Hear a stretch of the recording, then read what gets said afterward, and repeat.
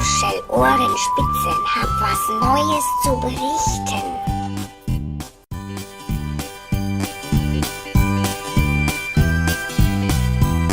Ich bin die größte Petze von der Stadt, und wenn jemand ein Geheimnis hat, wäre es ziemlich frech gelogen, wenn ich sage, es ist bei mir gut aufgehoben. Überall gibt's Menschen, die ich flüstern sehe, auf der Straße, im Geschäft und im Café. Ich kann beim Lippenlesen jedes Wort verstehen, brauch nur von Weitem durch ein Fernglas zu sehen. Hat ein Mensch mir etwas anvertraut, dann hat er garantiert auf Sand gebaut.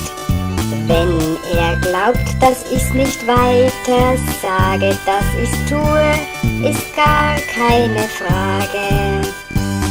Ich bin die größte Petze von der Stadt, wenn irgendwer Vertrauliches zu sagen hat, es jedermann geradewegs von mir erfährt, das ist mir den allergrößten Aufwand wert. Kein Radiosender könnte flinker sein als ich, für schnellste Übermittlung sorge ich.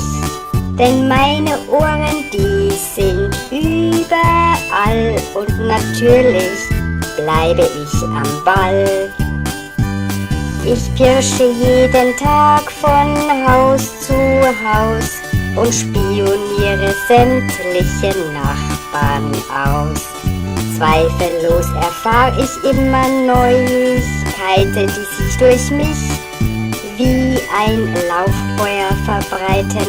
Ich bin die größte Petze von der ganzen Stadt, und wenn jemand ein Geheimnis hat, dann werd ich diese Neuigkeit sofort verbreiten.